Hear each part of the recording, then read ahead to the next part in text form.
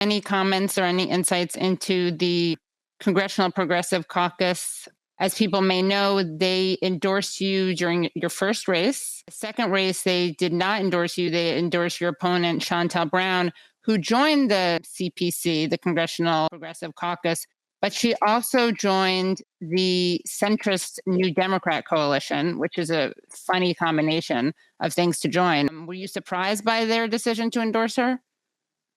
Yeah, I was. And, Representative Jayapal has since answered, and I think it was in a Punch Bowl article, Katie, which I'm sure you probably read already, kind of rethinking how the CPC is structured.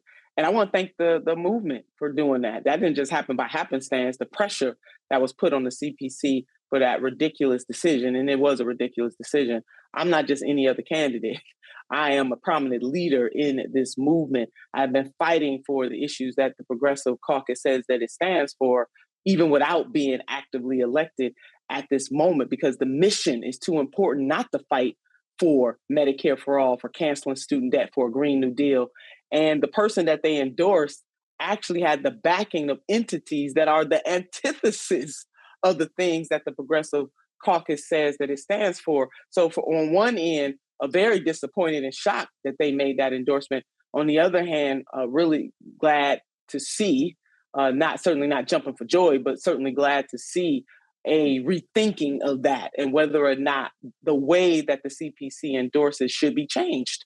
And what Congresswoman Jayapal reflected on in the Punch Bowl is that maybe they should wait, 6 months to a year. I think she said 6 to 12 months to allow somebody into the caucus. Maybe they should look into other forces that are donating to that candidate, the forces that are coalescing to help a candidate win an election. Maybe they ought to take a look at those things. And to that, I say amen, because if the Congressional Progressive Caucus is just going to be like the status quo caucuses, then there is no difference.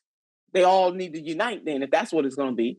But if the Progressive Caucus is going to show itself to be different, which is very much in the spirit of what happened in 2016 when Senator Bernie Sanders ran, what happened in 2020, and that whole buildup of both a movement, but also those who are elected on the progressive side, being able to have what we would call an inside and outside game. See, everybody, the corporatists can do a different thing, but the Progressive Caucus has to do a new thing. That is what it is there to do, and it has to make a decision. Is it going to kowtow and bend the knee to status quo corporatist Dems, or is it going to stand up for the people and a movement that is there to help catapult this nation to a whole nother level that changes material conditions, that fights against the status quo mentality? So the CPC has a lot of questions to answer. And if they just going to let anybody join, then, again, maybe they need to rethink their existence in that way.